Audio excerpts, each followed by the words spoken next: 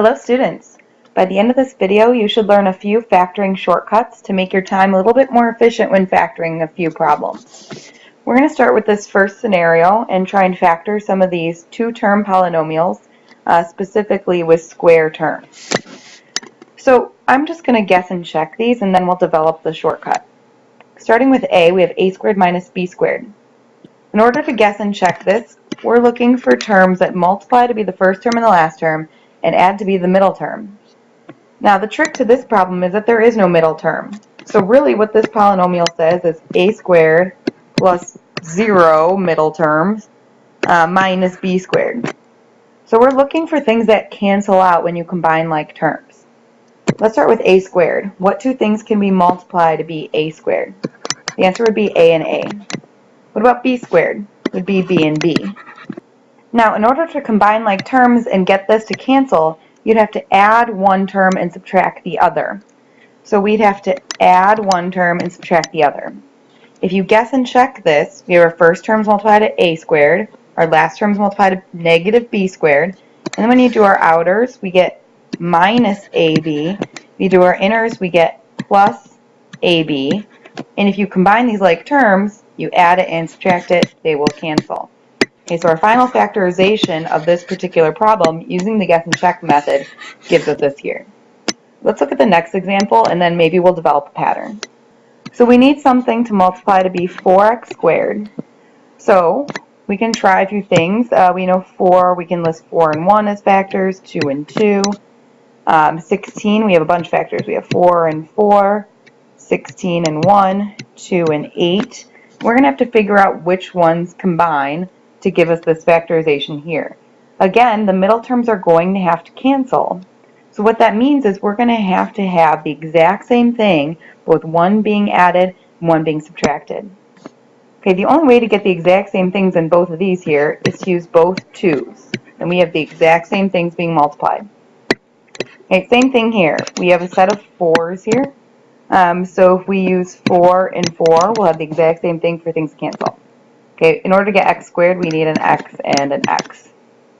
So, if you do the outers and the inners, we have the exact same thing. But if you want them to cancel, we'll have to add one and subtract the other. So our outers this time will give us negative 8x.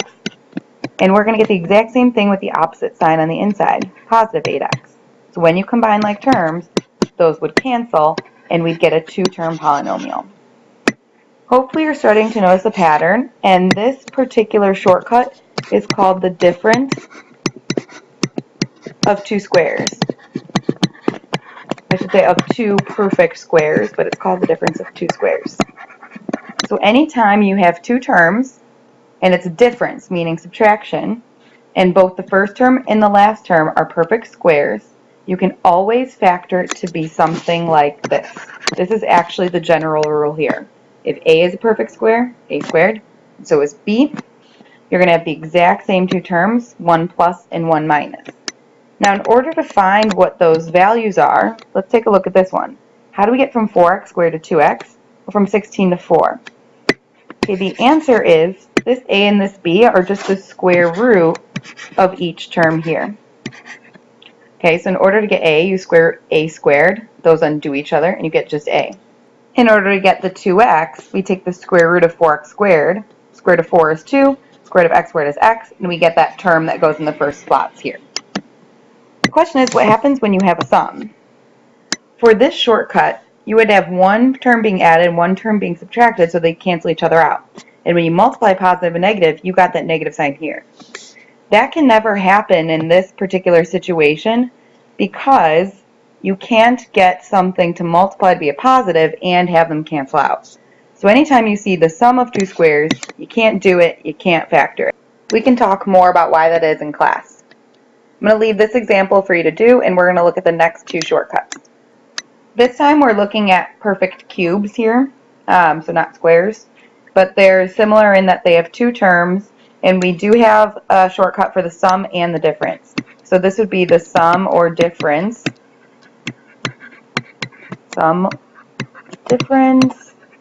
of two cubes.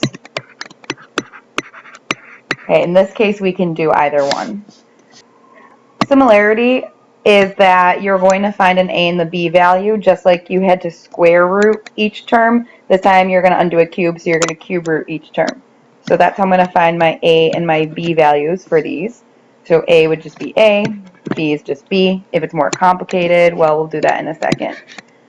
So the structure of these is a little bit different. Your first term is going to be a binomial with 2 terms, and your second term is going to have 3 terms, so it's going to be trinomial. I'm going to start with the signs. I remember the signs by this acronym SOAP. The sign in the first parenthesis will be the same, S for same, as your original problem. So if it's subtraction, it's going to be subtraction. Your next sign, going into the trinomial, will be the opposite of your original, O for opposite. And the AP stands for always positive. The last one's always positive. Now we can fill in the actual terms. So in the first 2 slots of your binomial, you're just going to fill in the cube root of each of your terms. So this would just be A and this would just be B. In the trinomial, it's a little bit more complex. Okay, you're going to start with your first term, but it's going to be the first term squared. The last position is going to be your second term squared. So A, we're going to square that. We're going to square our second term as B squared. In the middle, you're going to multiply the cube root of both of your things. So it's just going to be A times B. And this would be the difference of cubes. Sum is very similar. So you have a binomial and then a trinomial. And the signs follow this SOAP acronym. Remember this. So first sign's the same, second sign's opposite, last sign's always positive. Okay, now we got to find our terms to fill in. So the cube root of A cubed is just A, cube root of B cubed is just B. Then we're going to square our first term, multiply the 2 together, and square our last term. And this would be the sum of 2 cubes. Okay, we can apply these to some more complex problems. I'm just going to do them really quickly and leave the other one for you. So first we want to fill in our structure. We got a binomial and a trinomial. Since it's minus, it's going to be the same. Opposite would be positive. Last one's always positive. Now we have to find our terms to fill in. So we got to cube root each of these terms here.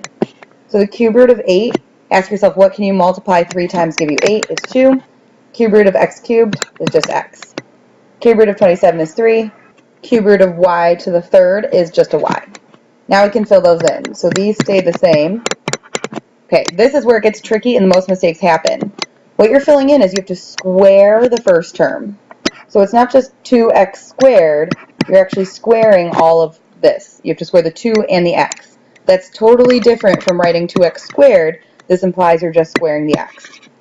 Now you're going to multiply those 2 together, so we'll do 2x times 3y. And last, you're going to square your whole last term, not just 3y squared.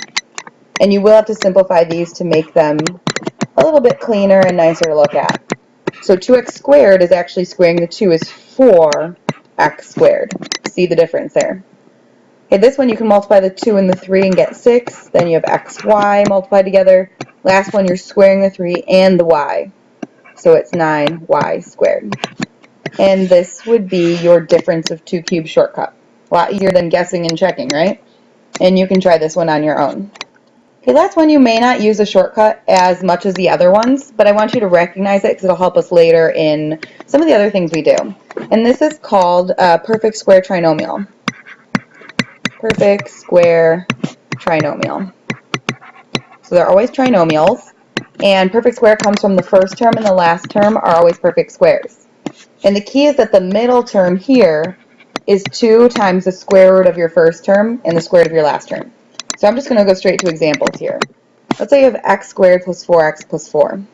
If I factor this using guess and check, which this one should be a quick one, what multiplies x squared is x and x.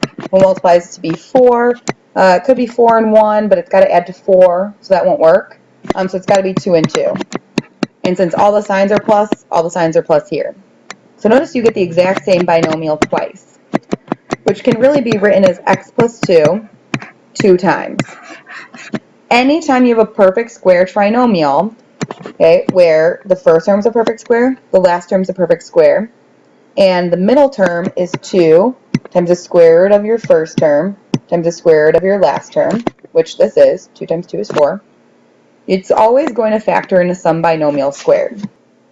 So the general rule for this case of a perfect square trinomial, if you have all addition signs, it's going to be your a term, the square root of your first term, plus your b term, which is the square root of your last term, quantity squared. Okay, square root of this, boom, boom, quantity squared, you're done. You may not recognize this as much as you recognize the other ones, but it's still important to take a look at so we can apply it in the future. So for this one, you could do a lot of guess and checking, you could do AC method, but these numbers are really large. 36 has a ton of factors, and so does 9. So that's why perfect square trinomial shortcut is very useful. So let's see if this applies. We know that 36 is a perfect squared, x squared is a perfect squared, so is 9 and y squared. So we start to think maybe this is a perfect square trinomial. But the only way that's true is if this is 2 times the square root of your first term, which the square root of this would give me 6x, and the square root of this term would give me 3y. So is this term 2 times 6x times 3y? So 2 times 6 is 12, 12 times 3 is 36, x times y, yes it is. We know this is perfect square trinomial. Now, the difference is this one has a subtraction sign. So if you think, we're going to have to multiply to be a positive, but add to be a negative. So instead of both of our signs being positive, we're going to have 2 terms with both signs being negatives. And since it's a perfect square trinomial, we know they have to be the exact same term. So this will be 6x and 3y, and this will be 6x and 3y as well, which we can rewrite a little bit more simply as 6x minus 3y multiplied 2 times means that we're squaring it. Those are your shortcuts for factoring. I hope that these come in handy when you're trying to be a little bit more quick and efficient, especially in the future of Algebra 2. So, come with questions. I know that was a lot of information, but thank you for listening and have a good night.